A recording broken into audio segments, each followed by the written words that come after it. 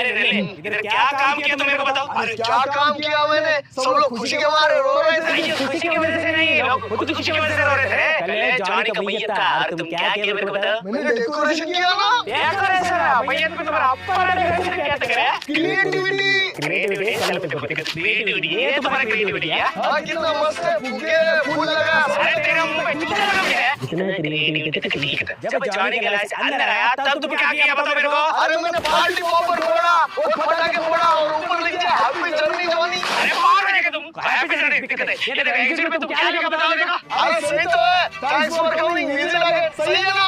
और क्रिएटिविटी का आईडिया क्या है मैं? इतना क्रिएटिविटी तक ठीक है। तुम क्या किया बताओ मेरे को। जॉनी का मैयत का वीडियो बनाया। तो वीडियो जॉनी जॉनी